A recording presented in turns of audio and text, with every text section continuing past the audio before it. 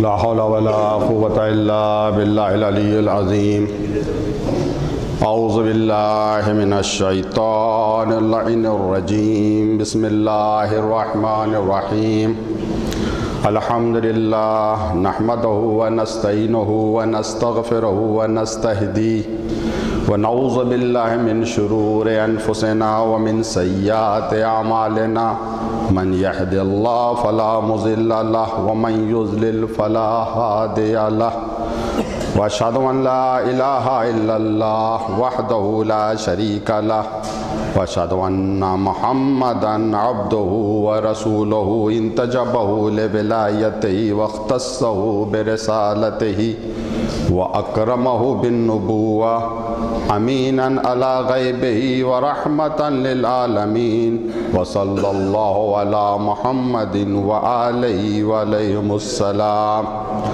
أوصيكم عباد الله بتقوى الله وأخوفكم من عقابه۔ میں آپ حضرات کو، آپ تمام حضرات کو خود اپنے آپ کو تقوی الہی اختیار کرنے کی نصیحت کر رہا ہوں۔ پروردگار ہم سب کو اتنی توفیق دے کہ ہمیشہ ہم اس سے ڈرتے رہیں اور یہ احساس ہمارے اندر پایا جائے کہ کوئی طاقت ہے جو ہمیں دیکھ رہی ہے اور اسی کی بارگاہ میں ہمیں حاضر ہونا ہے حساب دینے کے لیے۔ جیسا کہ آپ حضرات کے علم میں ہے کہ جمعے کے اس پہلے خطبے میں اس خطبے کو بیان کیا جا رہا ہے جسے مولا کائنات امام علی بن ابی طالب علیہ السلام نے جمعے کے دن بیان کیا تھا جب عید غدیر پڑی تھی۔ اس خطبے کو 21 چیپٹر میں ہم نے تقسیم کیا ہے، 12 کا ذکر ہو چکا ہے۔ پچھلے جمعے کو 13ویں چیپٹر کا ذکر کیا تھا، اس کے 2 جملے عرض کیے تھے، تیسرا جملہ آج عرض کرنا ہے۔ اس باب میں، اس فراز میں، اس چیپٹر میں مولا کائنات نے غدیر کے فضائل بیان کیے ہیں اور غدیر کو کتنے ناموں سے جانا جاتا ہے وہ اسے بیان کیا۔ ان ھذا یوم عظیم الشان، آج کا دن عظیم الشان دن ہے۔ فی وقع الفرج، اس دن خوشیاں واقع ہوئیں۔ رفعت الدرج، درجات بلند کیے گئے۔ وضاحت الحجج، حجتیں واضح اور روشن ہو گئی۔ اس کے اوپر میں پچھلے جمعے کو عرض کر چکا ہوں۔ تیسرا جملہ ہے، مولا فرماتے ہیں یوم کمال الدین، غدیر کا دن وہ دن ہے جس دن دین مکمل ہوا۔ الیوم اکملت لکم دینکم واتممت علیکم نعمتی، غدیر کے دن دین مکمل ہوا۔ اب یہاں کے اوپر ایک سوال ہے کہ اکمال دین کے معنی کیا ہیں؟ دین کامل ہو گیا، مکمل ہو گیا۔ علماء اہل سنت نے اپنی تفسیر کی ہے۔ ان کا یہ کہنا ہے کہ دین کے مکمل ہونے کے معنی یہ ہے کہ احکام پورے مکمل ہو گئے، جتنے بھی احکام حلال و حرام سب کے سب کمپلیٹ ہو گئے، مکمل ہو گئے، یہ ان کا کہنا ہے۔ حالانکہ دین کے مکمل ہونے کا تعلق احکام سے نہیں ہے اور یہ ایک مستقل موضوع ہے۔ تو اگر دین کے معنی یہ، دین کے مکمل ہونے کے معنی یہ ہے کہ احکام مکمل ہو گئے، تو پھر اتنا احکام میں جھگڑا کیوں ہے، اتنا احکام میں اختلاف کیوں ہے؟ دین کے مکمل ہونے کے معنی یہ ہے کہ غدیر سے پہلے پیغمبر نے اصول دین کو امت تک پہنچا دیا تھا، واضح طور کے اوپر توحید کو بھی پہنچا دیا تھا، قیامت کو بھی پہنچا دیا تھا، ہر عقیدے کو پہنچا دیا تھا۔ غدیر کے دن ولایت کو پہنچایا ہے اور ولایت ہی کے ذریعے دین مکمل ہوا۔ دیکھیں، نبوت ختم ہو گئی پیغمبر پر، لا نبی بعدی، میرے بعد کوئی نبی نہیں آئے گا، نبوت۔ لیکن ولایت ایک ایسا سلسلہ ہے جو صبح قیامت تک جاری اور ساری رہے گا۔ کمال دین کے معنی ایک علماء نے یہ بیان کیے ہیں ہمارے یہاں کہ غدیر کے دن دین کو محافظ مل گیا، یعنی اب دین کو کوئی مٹا نہیں سکتا، کوئی برباد نہیں کر سکتا۔ غدیر سے پہلے لوگوں کا یہ خیال تھا کہ یہ جس دن چلے جائیں گے اس دن ان کا دین بھی چلا جائے گا۔ اور جب احد میں ایک آواز گونجی تھی، اب کس نے آواز دی تھی ایک الگ موضوع ہے، قتل محمد صلی اللہ علیہ وآلہ وسلم، تو کچھ لوگ خوش ہو گئے تھے، کچھ لوگ مایوس ہو گئے تھے۔ جو مایوس ہو گئے تھے وہ میدان سے بھاگ بھی گئے تھے۔ قرآن نے کیا کہا؟ وما محمد الا الرسول، محمد کچھ نہیں سوائے رسول کے۔ افإن مات او قتل انقلبتم على اعقابكم وما محمد الا رسول قد خلت من قبلہ الرسول افإن مات او قتل، محمد کچھ نہیں سوائے رسول کے، اس سے پہلے بھی بہت سے رسولوں کو ہم نے بھیجا آ چکے ہیں، اگر یہ مر جائیں یا قتل ہو جائیں تو کیا تم پھر بیک گیئر لگا دو گے، پچھلے دین کی طرف پلٹ جاؤ گے؟ نہیں، جو بھی پچھلے دین کی طرف پلٹ جائے گا وہ اپنا نقصان کرے گا۔ تو اب وہاں پہ کیا مسئلہ تھا؟ شخص پیغمبر کا مسئلہ، یہ ہیں تو دین ہے، یہ نہیں تو دین نہیں، شخصی مسئلہ تھا۔ اچھے اچھے لوگ بھاگ گئے، اور بھاگنے والے یہ کہتے رہے ہم اس وجہ سے بھاگ گئے کہ جب یہی نہیں تو پھر ہم نہیں، دین نہیں، ختم ہو گیا جا کے۔ لیکن امام علی علیہ السلام نہیں بھاگے، اور کچھ اور وفادار صاحب تھے نہیں بھاگے۔ پوچھا گیا آپ کیوں نہیں بھاگے؟ دیکھیے اپنا اپنا نظریہ ہوتا ہے، اپنی اپنی فکر ہوتی ہے۔ کچھ میدان سے بھاگے یہ کہتے ہوئے بھاگے کہ جب یہی چلے گئے تو پھر فائدہ کیا ہے۔ امام علی کا کیا نظریہ تھا؟ جب یہ نہیں تو زندہ رہنے کا کیا فائدہ، جب رسول ہی نہیں تو زندہ۔ تو بہرحال یہاں ایمان شخص پیغمبر پر تھا۔ غدیر میں دین مکمل ہوا اور یہ پیغام دیا گیا شخص پر ایمان نہیں لانا ہے، شخصیت پر ایمان لانا ہے۔ بقول علامہ طباطبائی کو کہ اسلام نے، غدیر نے اسلام کو قیامت تک کے لیے وارث دے دیا۔ اسی وجہ سے بعد والی جو آیت ہے، یہ آیت ہے الیوم یئس الذین کفروا من دینکم، آج کے دن کافر تمہارے دین سے مایوس ہو گئے۔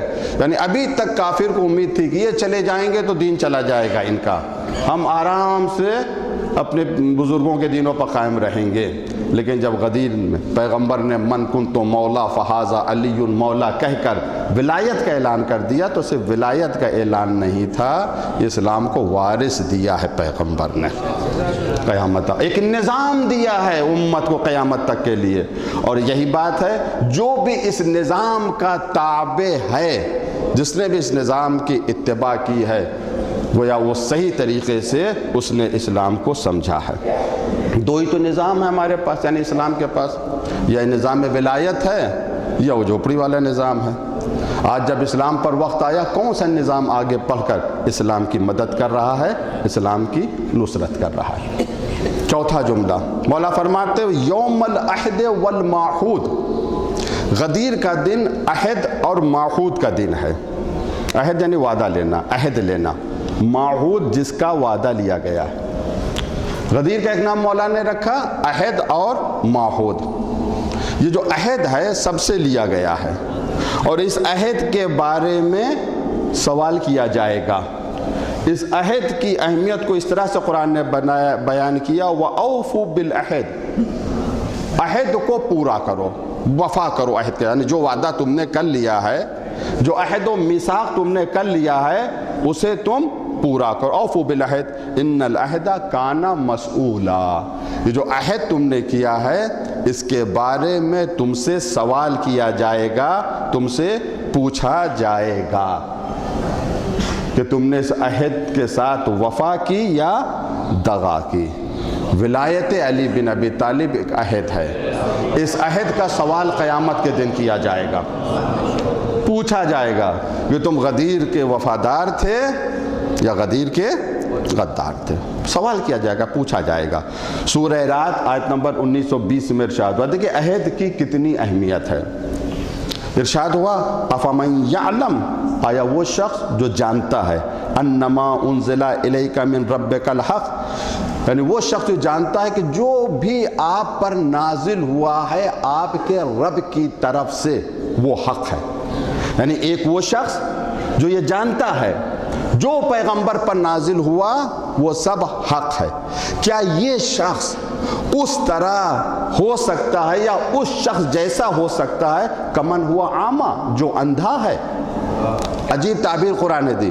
یعنی ایک شخص جانتا ہے کہ جو پیغمبر پر نازل ہوا وہ حق ہے اور اللہ کی طرف سے ہے. یہ شخص اس جیسا نہیں ہو سکتا جو اندھا ہے. اس کا مقصد جو یہ جانتا ہے کہ غدیر میں جو ولایت پیغمبر نے پہنچائی ہے وہ اللہ کی طرف سے نازل ہوئی ہے. ایسا شخص اندھوں کی طرح نہیں ہو سکتا. یعنی جسے ولایت مولا کائنات نظر نہیں آ رہی وہ اندھا ہے.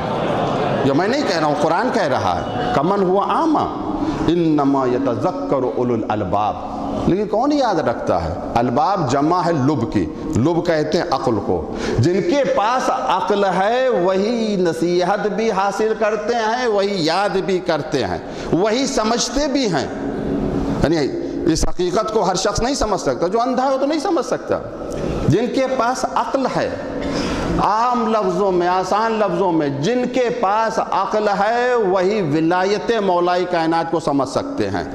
اسی وجہ سے کسی عالم نے بہت ہی خوبصورت جملہ کہا کہ دو چیزیں کبھی ایک ساتھ جمع نہیں ہو سکتی ہیں، بغض مولا کائنات اور عقل.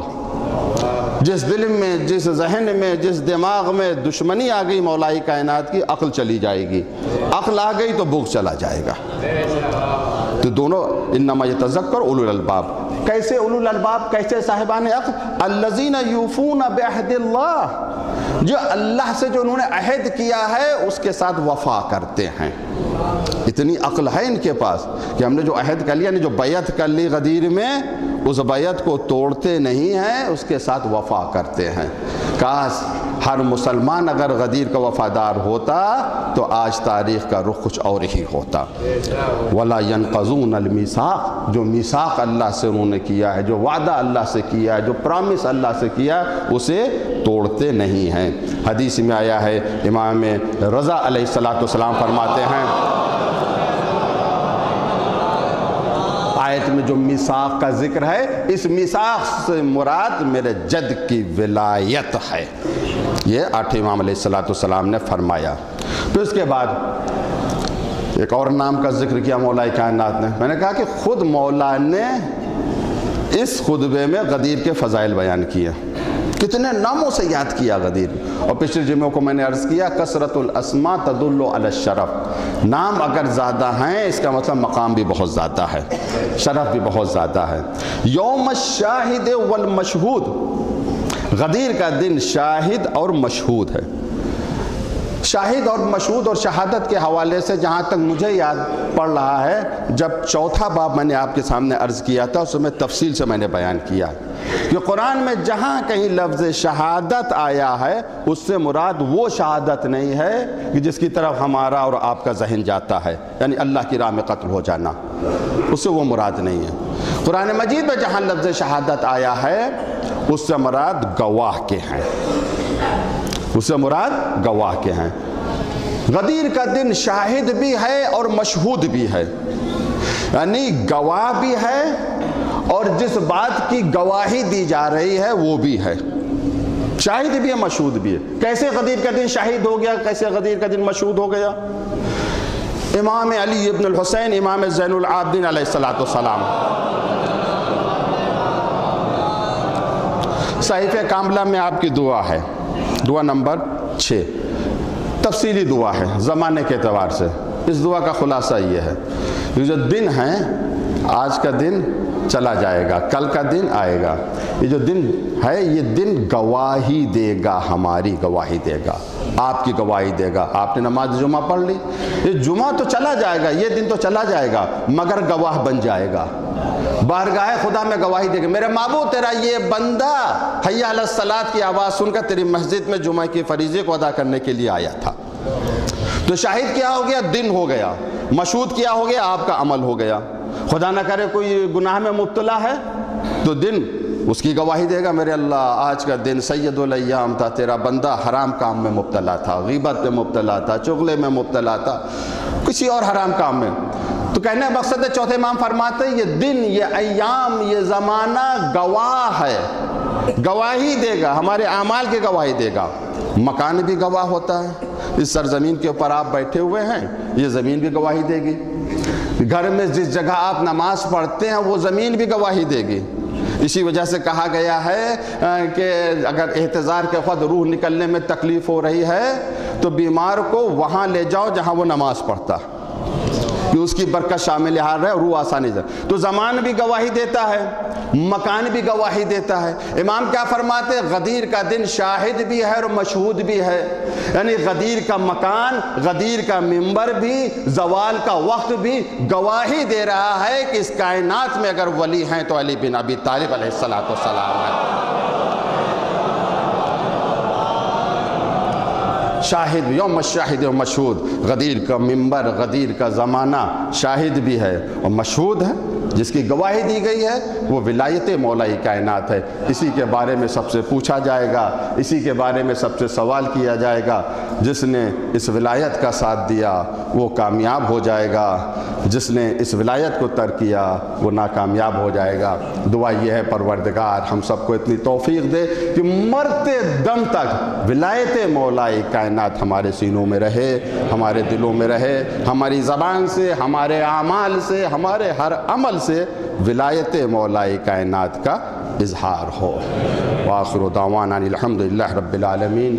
بسم اللہ الرحمن الرحیم۔ قل هو اللہ احد اللہ الصمد لم یلد ولم یولد ولم یکن له کفوا احد۔ صدق اللہ العلی العظیم۔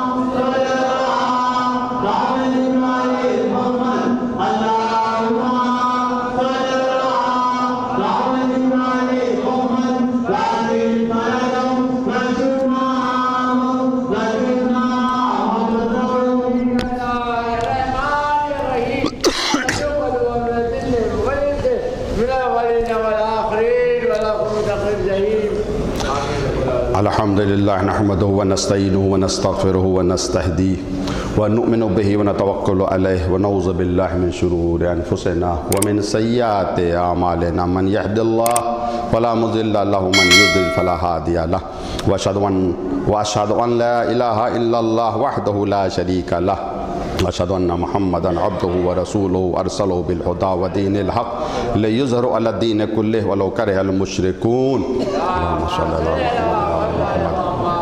اللہم صلی علی محمد عبدک ورسولک سید المرسلین وامام المتقین ورسول رب العالمین۔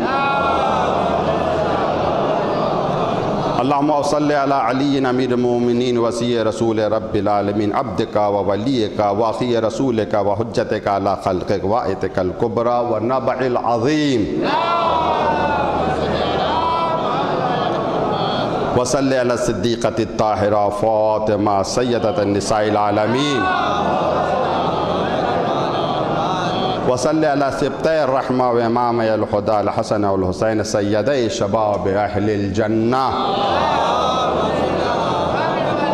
وصلی علی ائمۃ المسلمین علی بن الحسین زین العابدین ومحمد بن علی باقر العلم الاولین والآخرین وجعفر بن محمد الصادق المصدق وموسى بن جعفر الكاظم وعلي بن موسى الرضا المرتضى ومحمد بن علي التقي الجواد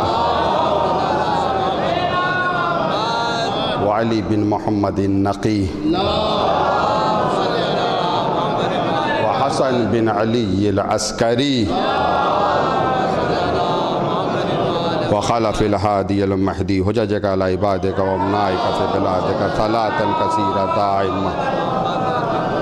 اوصیکم عباد اللہ بتقوی اللہ۔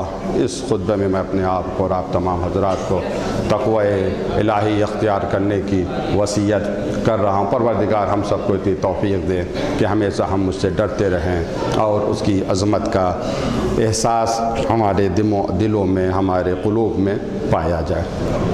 چند اہم موضوعات کو ذکر کرنا ہے جیسا کہ علماء کی تاکید ہے کہ زمانے کے اعتبار سے سب سے پہلی بات یہ کہ قوم میں بہرحال عوام میں بھی بے روزگاری بڑھ رہی ہے، ہماری قوم میں بھی بے انتہا بے روزگاری ہے، غربت ہے۔ اس بے روزگاری اور غربت کا علاج کرنا ضروری ہے۔ دیکھیے، نا امیدی اور مایوسی، اس سے انسان کبھی کامیاب نہیں ہو سکتا ہے۔ کبھی بھی انسان کو ناامید نہیں ہونا چاہیے، ہمت نہیں ہارنا چاہیے۔ خبروں میں آ رہا ہے، آپ بھی سن رہے ہیں، ویکنسیاں آ رہی ہیں، نوکریاں آ رہی ہیں، پولیس میں بھرتی ہو رہی ہے، ریلوے میں بھرتی ہو رہی ہے، ہر جگہ ہو رہی ہے۔ جب معلوم کیا تو پتہ لگا کہ ہمارے قوم کے بعض افراد ایسے ہیں یا بعض نوجوان ایسے ہیں، اکثریت ان کی ہے جن کے ذہنوں میں یہ بات بیٹھی ہوئی ہے، بھیا ہمیں تو نوکری ملنی ہی نہیں ہے، تو ہم کیا کریں تیاری کر کے۔ یہ فکر بہت ہی غلط ہے، یہ کہ ہمیں نہیں ملنی ہے۔ میدان میں آئیں، گھر میں بیٹھے رہیں گے تو ہار جیت کا فیصلہ سوال ہی نہیں اٹھتا کہ جیت جائیں۔ جو میدان میں آئے گا ہی نہیں، اسے تو کچھ نہیں ملے گا۔ میدان میں آئیں، کمپٹیشن میں شرکت کریں اور اپنی صلاحیت کا لوہا منوائیں۔ دنیا کمال کے سامنے جھکتی ہے، ناقص کے سامنے نہیں جھکتی ہے۔ جب ہم کمال کے ماننے والے ہیں، غدیر میں دین مکمل ہوا، تو ہمارے اندر بھی کمال پایا جانا چاہیے۔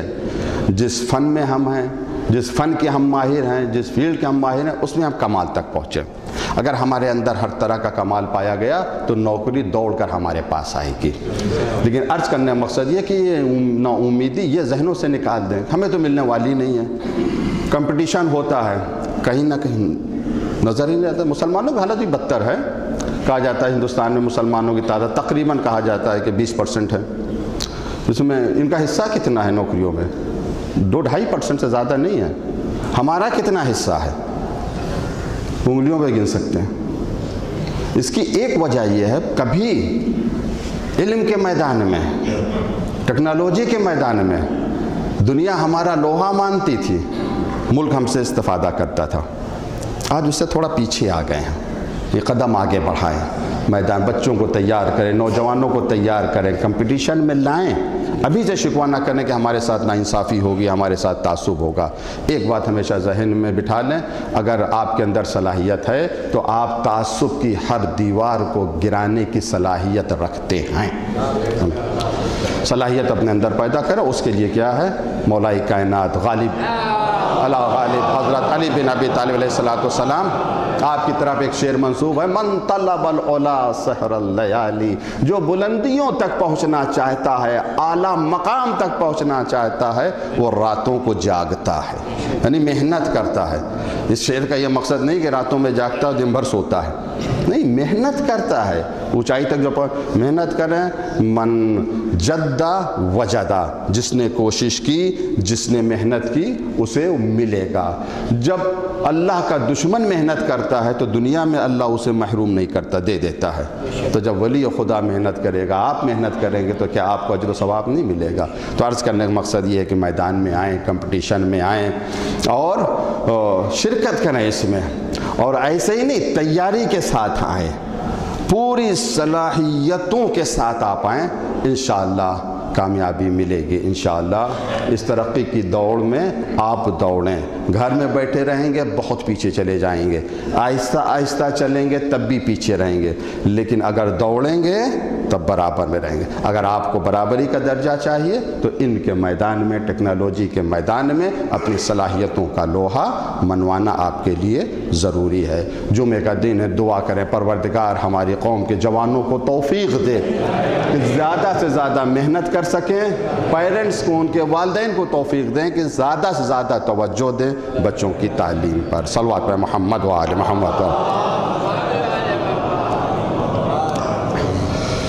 دوسرا ایک اہم موضوع آپ کو پتہ ہے کہ اسرائیل کتنا ظلم کر رہا ہے فلسطین پر۔ 20,000 25,000 یہ تو اعداد و شمار وہ ہیں جو آگے جو لاشیں گنی جا چکی ہیں۔ 60,000 سے زیادہ بچوں کو قتل کر دیا گیا، عورتوں کو قتل کر دیا گیا ہے، اور اب اسرائیل تنہا پڑ چکا ہے۔ ایک امریکہ ہے جو اس کا ساتھ دے رہا ہے۔ اقوام متحدہ میں جو قرارداد ہوئی تھی، تقریباً 150 ملکوں سے زیادہ لوگوں نے فلسطین کا ساتھ دیا تھا، جنگ بندی کے لیے کہا تھا، لیکن اسرائیل کے اندر اب اتنی جرت ہے یا اتنی ضد آ گئی ہے کہ جنگ نہیں بند کر رہا ہے۔ اور خود اسرائیل میں مخالفت ہو رہی ہے، بے گناہ مارے جا رہے ہیں وہاں پر۔ اور بعض مبصرین یہ کہتے ہیں کہ یہ جو اس جنگ ہے یہ وہاں کے حکمرانوں کے لیے آکسیجن ہے۔ بیمار کو آکسیجن لگا دیتے ہیں نا، نکالنے تو مر جائے گا، جس دن جنگ رکی اس دن ان کی حکومت گئی۔ اس طرح سے جنگ بنا، بہت زیادہ ظلم، سردی بہت زیادہ پڑ رہی ہے، کھانے کو نہیں ہے، دوائیں نہیں ہیں، اسپتال ختم ہو چکے، مدرسے ختم ہو چکے، لیکن اس کے باوجود بھی مقاومت کا سلسلہ جاری ہے۔ ایسی بات نہیں ہے کہ یہ مقابلہ نہیں کر رہے ہیں، مقاومت کا سلسلہ جاری ہے۔ اس کی وجہ سے پوری دنیا کے حالات بد سے بدتر ہو رہے ہیں۔ دیکھیں جنگیں ہوں گے تو ہر شخص متاثر ہوگا، ہم بھی متاثر ہوں گے، آپ بھی متاثر ہوں گے۔ ریڈ سی میں جو ہو رہا ہے، خدا نہ کرے اگر اس میں اور زیادہ اضافہ ہو گیا تو خود بخود تیل مہنگا ہو جائے گا، تیل مہنگا ہو جائے گا تو ہر طرح کی مہنگائی آ جائے گی۔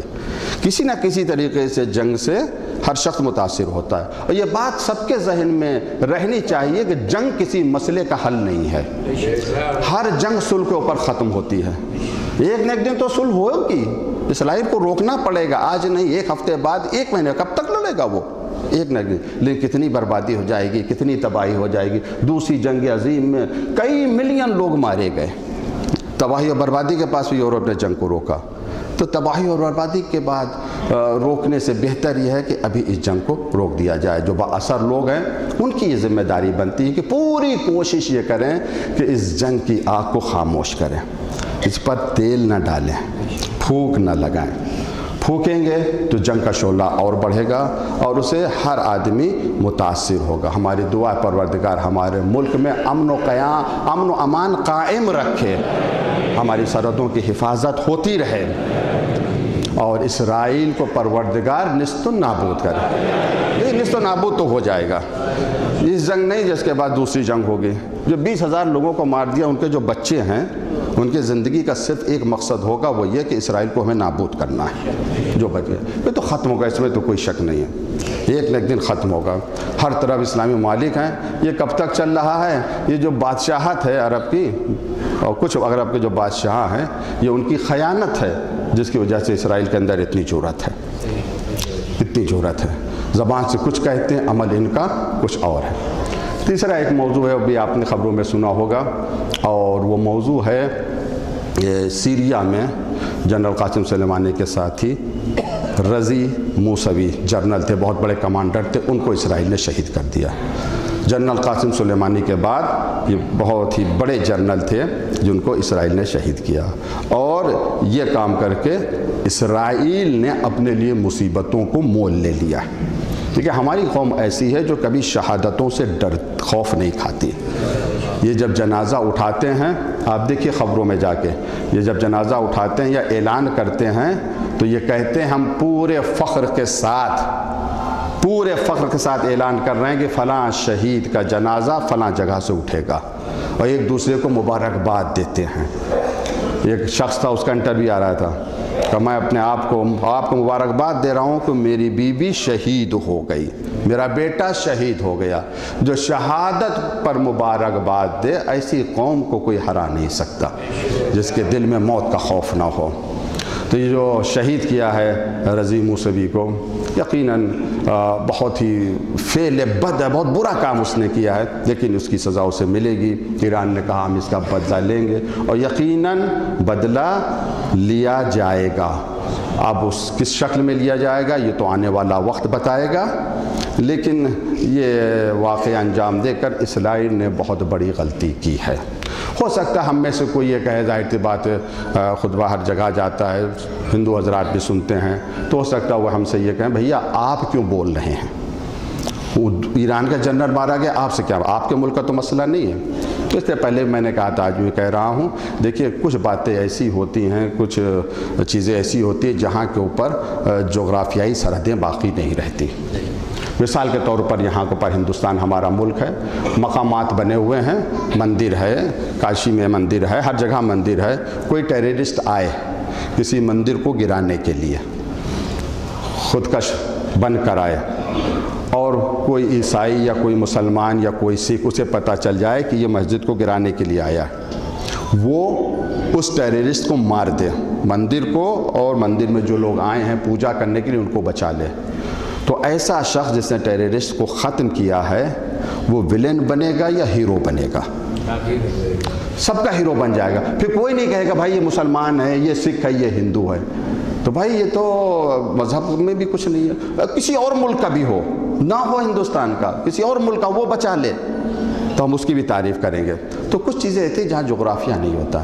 ہم اس وجہ سے ہماری ہمدردی ان کے ساتھ ہے کہ جناب زینب سلام اللہ علیہ کا روضہ مسمار ہو جاتا، جس طرح سے بقی کو ان لوگوں نے مسمار کیا ہے، اسی طرح سے کربلا کو بھی نقصان پہنچتا، نجف کو بھی نقصان پہنچتا. یہ ایران ہیں اور یہ ولی فقی کے پیروکار ہیں جنہوں نے جناب زینب سلام اللہ علیہ کے روضے کی بھی حفاظت کی اور کربلا اور نجف کی حفاظت کی. اس وجہ سے ہماری ساری ہمدردیاں انہی لوگوں کے ساتھ ہیں. اور ہماری یہ دعا ہے پروردگار ہم سب کو اتنی توفیق دے کہ ہم اپنے پورے وجود کے ساتھ دعا کریں کہ ظالم نابود ہو، مظلوم کی نصرت ہو، مظلوم کی مدد ہو. جو ظالمین کی مدد کر رہے ہیں اگر وہ لائق ہدایت ہیں پروردگار انہیں ہدایت دے، اگر لائق ہدایت نہیں ہیں تو ان کے شر سے انسانوں کو نجات دے. ایک بہت اور آخری اہم موضوع ہے اور وہ یہ ہے کہ 20 جمادی الثانی آنے والی ہے. صدیقہ کبریٰ حضرت فاطمہ زہرا سلام اللہ علیہا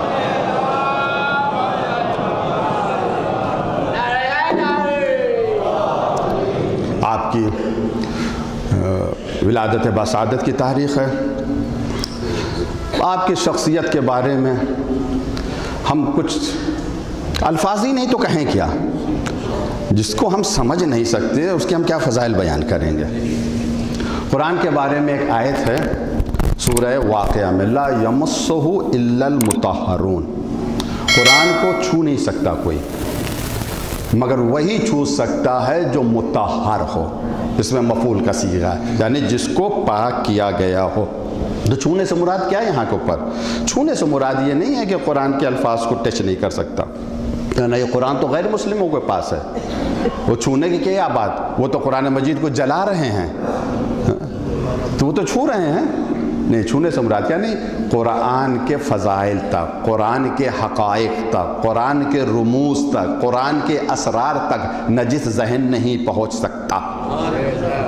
نہیں، نجس ذہن پہنچ ہی نہیں سکتا، نہیں سمجھ نہیں سکتا. جس کے ذہنوں میں نجاست ہے وہ قرآن کے حقائق کو نہیں سمجھ سکتا، قرآن کے رموز کو نہیں سمجھ سکتا. اچھا، قرآن اللہ کی کتاب ہے، مطہر لوگ اس کو چھو سکتے ہیں. جناب سیدہ سلام اللہ علیہ کے بارے میں کیا ہے؟ انما یرید اللہ لیذھب عنکم الرجس اہل البیت ویطہرکم تطہیرا.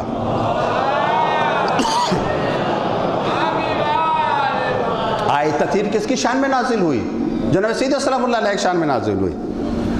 مطہر اللہ تبارک و تعالیٰ ہے. پنجتن پاک کو اللہ نے پاک رکھا ہے، پاک رکھا ہے. قرآن تک مطہر پہنچ سکتا ہے. جناب سیدہ بھی مطہر ہے، پاکیزہ. ان کی عظمت تک کون پہنچے گا؟ قرآن کی عظمت تک نجس آدمی نہیں پہنچ سکتا. چھٹے امام فرماتے ہیں جناب سیدہ کے بارے میں، جس کو آپ میری جدہ کی معرفت حاصل ہو گئی اس کو گویا لیلت قدر مل گئی، شب قدر مل گئی. تو جس طرح سے نجس ذہن قرآن کے فضائل اور اسرار کو سمجھ نہیں سکتا، اسی طرح سے نجس ذہن میں صدیقہ کبریٰ حضرت فاطمہ زہرا سلام اللہ علیہ کی عظمت و فضائل نہیں آ سکتے، نہیں آ سکتے. آپ کے بہت سی اسماء ہیں. چھٹے امام فرماتے ہیں کہ 9 اسماء، 9 اسماء ہیں، بہت سی اسماء ہیں. میں نے ابھی عرض کیا کہ نام اگر زیادہ ہوں تو اس کا مطلب شرف بہت زیادہ. اللہ کے نزدیک صدیقہ بھی ہے، طاہرہ بھی ہے. لفظ طاہرہ پر ایک دو باتیں میں آپ سے عرض کرنا چاہتا ہوں. جناب سیدہ طاہرہ بھی ہیں، مطہرہ بھی ہیں اور مطہرہ بھی ہیں. طاہرہ یعنی پاک، مطہرہ اس میں فاعل کا صیغہ پاک کرنے والا، مطہرہ جس کو پاک کیا گیا. جناب سیدہ مطہرہ ہیں یعنی اللہ نے انہیں پاک رکھا ہے. تو جسے اللہ پاک رکھے وہاں تک نجاستیں نہیں پہنچ سکتی، نہیں پہنچ سکتی. مطہر ہیں، یہ ہر طرح سے پاک ہیں. ایک یہ طاہر، طاہرہ بھی یہاں پہ آپ کا لقب طاہرہ بھی. طاہر کسے کہتے ہیں؟ پاک. دودھ ہے یہ طاہر ہے مگر مطہر نہیں ہے. کیا مقصد؟ دودھ پی سکتے ہیں، پاک ہے ہمارے لیے، چائے بنا سکتے ہیں، پاک ہمارے لیے، لیکن اگر ہمارا ہاتھ نجس ہو جائے تو کیا ہم دودھ سے اپنے ہاتھ کو پاک کر سکتے ہیں؟ ڈالیں گے؟ نہیں ہو سکتا۔ کیوں؟ دودھ طاہر ہے مگر مطہر نہیں ہے، خود پاک ہے، دوسرے کو پاک کرنے کی صلاحیت نہیں رکھتا۔ جناب سیدہ طاہرہ بھی ہیں، مطہرہ بھی ہیں، خود بھی پاک ہیں، جو ان سے منسوب ہو جائے وہ بھی پاک ہو جاتا ہے۔ جن کے دل میں آپ کی محبت آ جائے وہ بھی پاک ہو جاتا ہے۔ یہی وجہ ہے جب کبھی بھی مصیبتوں میں آپ گرفتار ہوں، پریشانیوں میں آپ گرفتار ہوں، الجھنوں میں آپ گرفتار ہوں، جناب سیدہ سلام اللہ علیہا کو وسیلہ قرار دیں، آپ کی ذات اقدس کو وسیلہ قرار دیں، پروردگار ان مصیبتوں کو دور کرے گا، پریشانیوں کو دور کرے گا۔ مخصوص صلوات ہیں، مخصوص نمازیں ہیں، استغاثہ والی کتاب، دعاؤں کی کتابوں میں تفصیل کے ساتھ آیا ہے، ادھر ادھر جاننے کی ضرورت نہیں ہے۔ اس مخصوص صلوات کو پڑھیں جو جناب سیدہ سلام اللہ علیہ کے بارے میں ہے۔ اللہم صلی علی فاطمہ وابیہا وبالہا وبنیہا وسر المستودعفیہ بعدد ما احاط بعلمک۔ اے میرے اللہ اپنی رحمت نازل فرما، اپنے صلوات نازل فرما جناب فاطمہ زہرا سلام اللہ علیہ پر، ان کے والد گرامی پر، ان کے بچوں پر، ان کے شوہروں پر، اور اس راز کو جو اس کے پاس ہے۔ کتنی مرتبہ؟ اتنی مرتبہ صلوات بھیج کہ تیرے علاوہ کوئی شمار نہ کر سکے۔ ولادت آنے والی محفلیں منائیے، خوب خوش ہوئیے، خوب نظریں کیجئے، لوگوں کو کھلائیے، لیکن ایک بات یاد رکھیے، فضائل کا پڑھنا آسان ہے، فضائل کا اپنانا مشکل ہے۔ جو بھی فضیلت جناب سیدہ کی پڑھیں، کوشش کریں وہ فضیلت ہمارے اندر پائی جائے۔ اگر صدیقہ کی فضیلت پڑھ رہے ہیں تو جھوٹ سے دوری اختیار کریں، سچ بولیں۔ اگر آپ طاہرہ مطہرہ یہ اس کے فضائل پڑھ رہے ہیں تو نجاستوں سے دور رہیں۔ عابدہ کے فضائل پڑھ رہے ہیں تو پھر عبادت کے قریب آئیں جا کر، تو فضیلتوں کو اپنانے کی کوشش کریں۔ آخری بات میں عرض کر رہا ہوں، بہت اہم تاریخ ہے جماعت الثانی۔ جناب سیدہ سلام اللہ علیہ کو قرآن نے کوثر کہا ہے، اِنَّا أَعْطَيْنَاكَ الْكَوْثَرَ، میرے حبیب میں نے آپ کو کوثر عطا کیا۔ مبالغہ کا صیغہ ہے، کوثر یعنی خیر کثیر، بہت زیادہ دے دیا آپ کو۔ بیٹی ایک دی مگر اللہ کہہ رہا ہم نے بہت دے دیا، ایک بیٹی دی مگر اللہ کہہ رہا میں کوثر۔ اور یہ کوثر ایسا ہے، کہا جا رہا ہے ہم لوگوں سے کہ اللہ کا بہت زیادہ ذکر کیا کرو، وَاذْكُرُوا اللَّهَ، اللہ کا ذکر کرو، ذکراً کثیرا، بہت زیادہ ذکر کیا کرو، بہت زیادہ ذکر کیا کرو۔ تو کیا مقصد بہت زیادہ ذکر کیا کریں؟ کیا دن بھر مسجد میں بیٹھے رہیں، نماز پڑھتے رہیں، ہر دن روزہ رکھیں، ساری رات نمازیں پڑھتے رہیں؟ نہیں۔ خیر کثیر کیا ہے؟ روایت میں آیا ہے کہ نماز کے بعد جس نے تسبیح حضرت زہرا پڑھی اس نے ذکر کثیر کو انجام دیا۔ اب آپ دیکھیں یہ تسبیح کتنی دیر میں ہم پڑھتے ہیں؟ 2 منٹ 3 منٹ، اس سے زیادہ تو نہیں بھائی 34 مرتبہ اللہ اکبر، 33 مرتبہ سبحان اللہ الحمدللہ، یہی تو ہے یہ۔ 2 منٹ 3 منٹ سے زیادہ نہیں۔ تو جب 2-3 منٹ کی عبادت منسوب ہو جائے کوثر کی طرف تو قلیل بھی کوثر بن جاتا ہے، کثیر بن جاتا ہے۔ پروردگار ہم سب کو توفیق دے کہ ہم عظمت حضرت زہرا سلام اللہ علیہ کو سمجھ سکیں، ان کے فضائل کو پڑھیں تو اس کے اوپر عمل بھی کر سکیں۔ اے میرے اللہ تجھے اس بابرکت اجتماع کا واسطہ، جمعے کی عظمت کا واسطہ، دنیا میں جہاں کہیں اہل بیت کے چاہنے والے جمع ہوئے ہیں اس فریضے کو ادا کرنے کے لیے، ہم میں سے جو بیمار ہیں سب کو شفاء کامل اور عاجل عطا فرما۔ قائد محترم حجت الاسلام والمسلمین مولانا سید قلب جواد نقوی صاحب آئے ہوئے ہیں، شریک ہو رہے ہیں، شکر گزار ہیں ان کے۔ اور آپ کو پتہ ہے کہ اس مجبوری کی وجہ سے نماز نہیں پڑھا پا رہے ہیں، دعا کریں پروردگار انہیں شفاء کامل اور عاجل عطا فرمائے، ان کی توفیقات میں اضافہ فرمائیں، ان کے قوت اور عزم میں اضافہ فرمائیں۔ پروردگار جتنے بھی بیمار ہیں سب کو شفا عطا فرما، جو پریشان حال ہیں سب کی پریشانیوں کو دور فرما۔ پروردگار جو بے اولاد ہیں انہیں اولاد عطا فرما، جن کی اولاد ان کی اولاد کو نیک و صالح بنا، ظالم اسرائیل کو نیست و نابود فرما، مظلومین کی مدد و نصرت فرما، علماء حقہ کی حفاظت فرما، امام کے ظہور میں تعجیل فرما، ہمیں اتنی توفیق دیں اپنے امام کو پہچان سکیں، ان کے اطاعت کر سکیں۔ وآخر دعوانا الحمدللہ رب العالمین، والسلام علیکم ورحمۃ اللہ وبرکاتہ۔